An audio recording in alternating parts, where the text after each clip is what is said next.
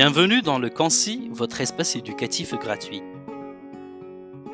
Dans cette vidéo, nous allons nous intéresser à un résumé de l'œuvre Le dernier jour d'un condamné de Victor Hugo. Avant tout, intéressons-nous à l'auteur. Il s'agit de Victor Hugo, qui est un poète, dramaturge, prosateur. Il est né le 26 février 1802 à Besançon et mort le 22 mai 1885 à Paris. Il est considéré comme étant l'un des plus importants écrivains de la langue française. En ce qui concerne le genre littéraire, Le dernier jour d'un condamné est un roman à thèse. Le roman à thèse vise d'abord à défendre une conception, c'est-à-dire une idée, qu'elle soit philosophique, politique ou religieuse. Il cherche souvent à critiquer l'ordre établi. En ce qui concerne le narrateur, c'est le condamné à mort lui-même qui est en train de décrire ses souffrances dans l'attente de la mort. L'anonymat, c'est-à-dire qu'on ne donne pas un nom au condamné, met le lecteur en présence des souffrances quotidiennes, morales et physiques que subit tout condamné en tout temps et en tout lieu. L'histoire du condamné a donc une portée universelle. Une première tentative pour résumer l'œuvre serait de suivre les déplacements du condamné à mort, ou son parcours. Le parcours du condamné commence à Bicêtre. C'est la prison où il se trouve lors de la majorité de l'histoire. Ensuite, il est transféré à la conciergerie où il attend d'être exécuté. Ça constitue presque la moitié de l'œuvre. Sa dernière destination, c'est la place de Grève ou l'hôtel de ville, c'est l'endroit dans lequel il se fait exécuter devant le regard de la foule. En ce qui concerne les personnages, nous avons premièrement le condamné qui est le personnage principal qui est anonyme. Les deux personnages marqués en rouge sont en quelque sorte la source de la souffrance parce qu'ils pensent à eux, ses maris, sa fille et sa mère. Tandis que les autres personnages que nous avons marqués en vert représentent tout simplement l'objet de la critique que fait le narrateur du système et de la condamnation à mort. Maintenant, intéressons-nous plus en profondeur aux éléments qui constituent chaque chapitre.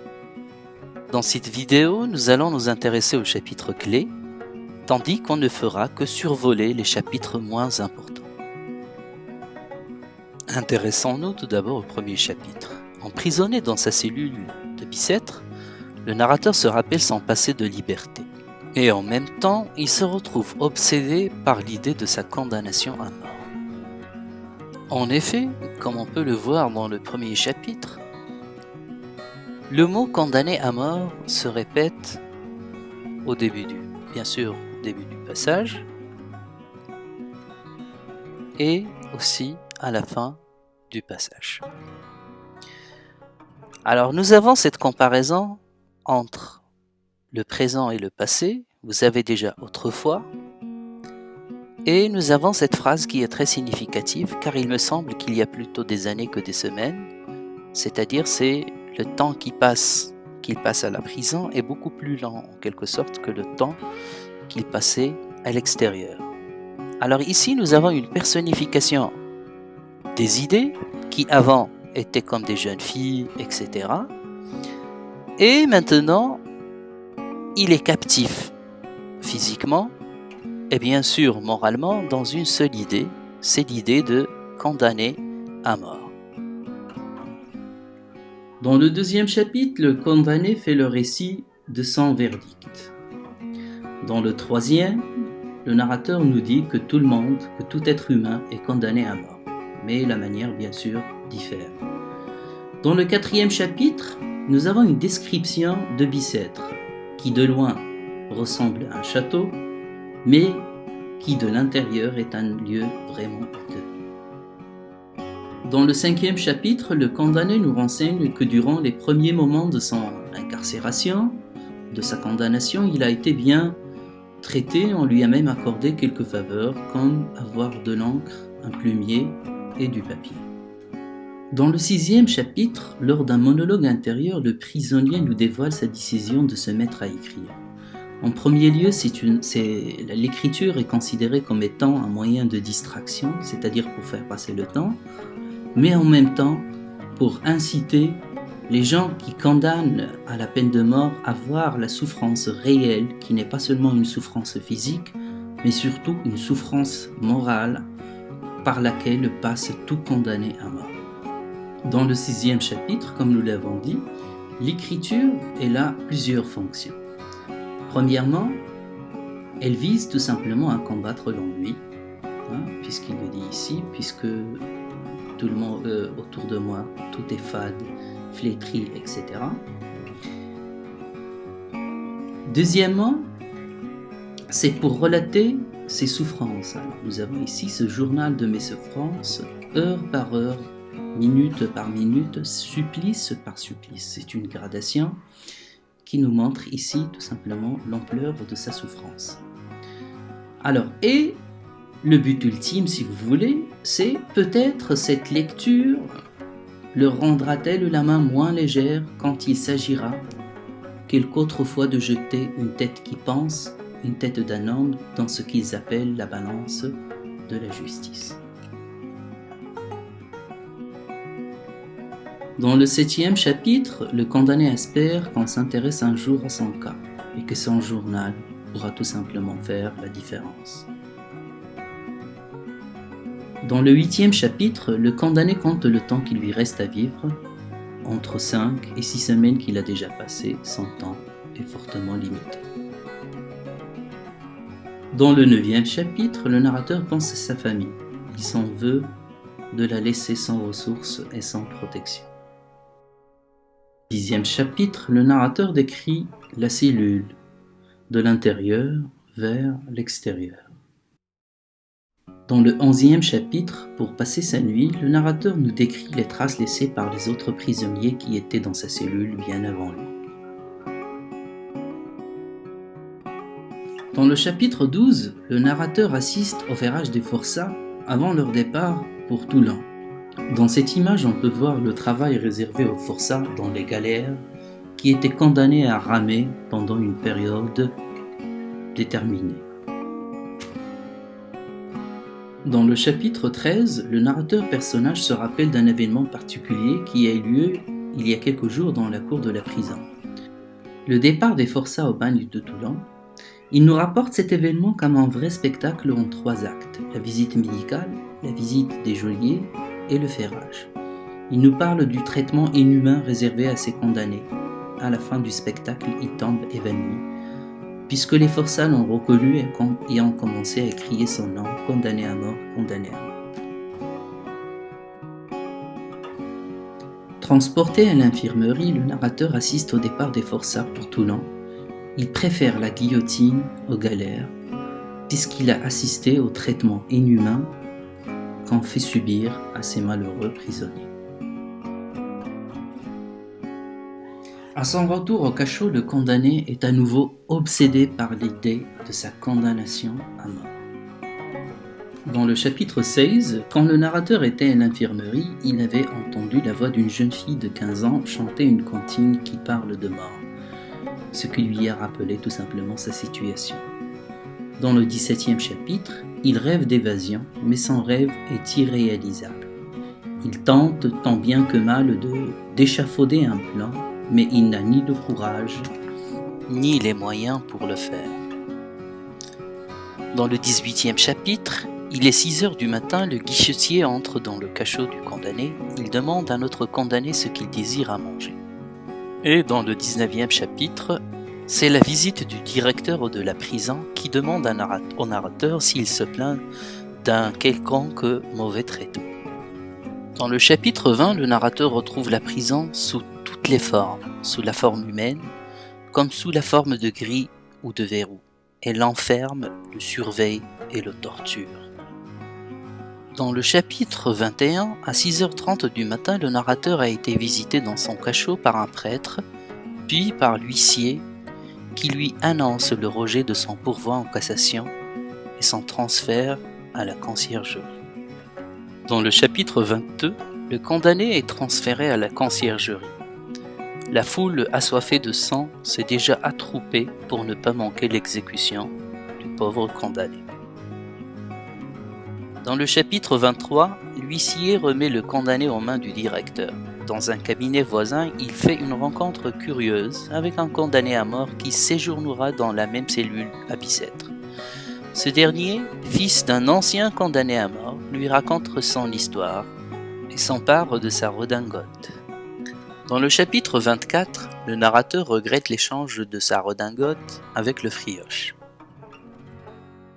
Dans le chapitre 25, le narrateur est amené ensuite à une autre cellule. On lui a donné tout ce qu'il faut pour écrire. Un gendarme a été installé avec lui pour empêcher toute tentative de suicide. Dans le chapitre 26, le condamné pense à sa petite fille qui restera sans père. Elle sera peut-être repoussée, haïe par tout le monde, et cela à cause de lui, ce qui l'enfonce encore plus dans sa tristesse et sa solitude. Dans le chapitre 27, tout en continuant sa narration, le condamné nous confie qu'il n'arrive pas à écrire le mot guillotine. Chapitre 28, le narrateur ayant déjà assisté à une condamnation à mort, il est en train de s'imaginer comment serait la sienne. Il est 11 heures et les préparatifs pour la condamnation ont déjà commencé. Dans le chapitre 29, le narrateur désespéré pense à cette grâce qui ne vient jamais. Il estime maintenant que les galères sont peut-être mieux dans l'attente d'une grâce possible. Dans le chapitre 30, le prêtre revient voir le condamné. Celui-ci est loin d'apprécier sa présence. Ce prêtre parle machinalement et semble peu touché par la souffrance du prisonnier. Ensuite, et bien que la table soit délicate et bien garnie, le condamné n'arrive pas à manger. Dans le chapitre 31, le sous-architecte de la prison est entré dans la cellule où se trouve le narrateur pour prendre des mesures afin de rénover les murs. Il est insensible et complètement indifférent à l'état ni aux sentiments du condamné à mort. Dans le chapitre 32, nous assistons à l'arrivée d'un autre gendarme qui vient prendre la relève. Il demande au prisonnier de venir chez lui après son exécution pour lui révéler les 3 bons numéros gagnants à la loterie. Le condamné veut profiter de cette demande bizarre. Il lui propose de changer ses vêtements avec lui. Le gendarme refuse, il a compris que le prisonnier veut s'évader.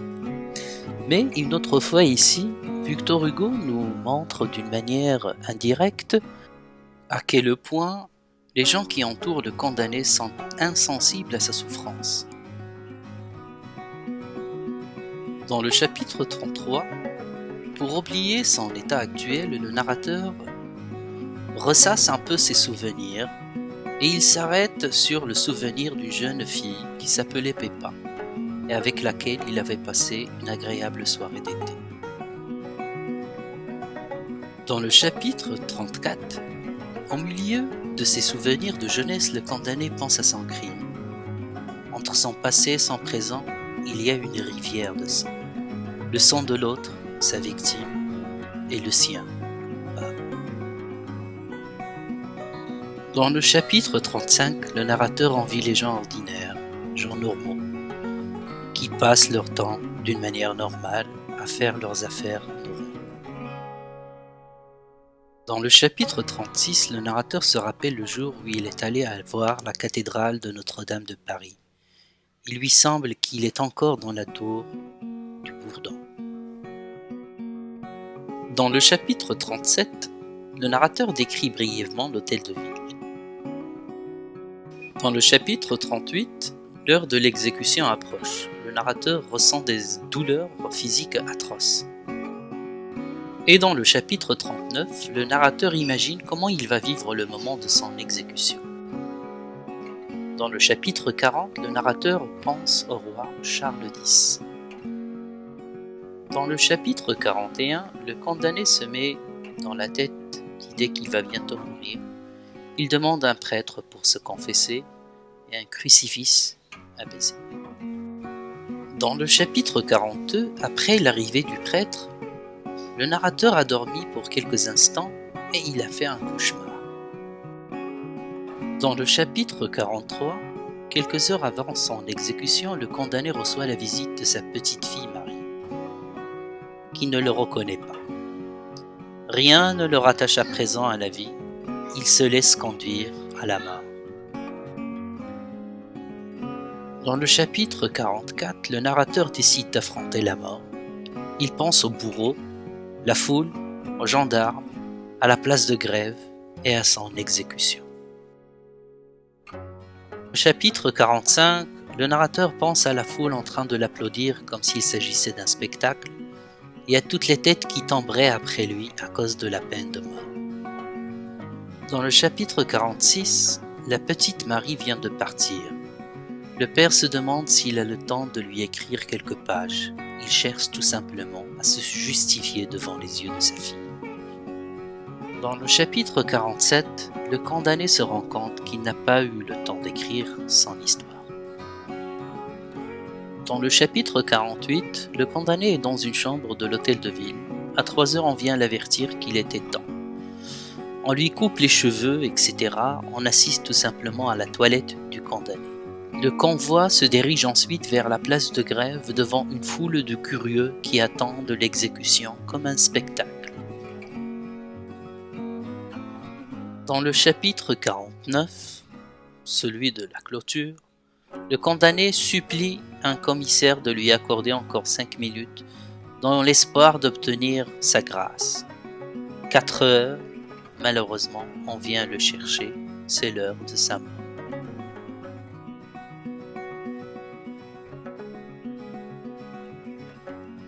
Avant de clore notre vidéo, n'oubliez pas de répondre au questionnaire qui se trouve dans la description pour vérifier votre connaissance de l'œuvre.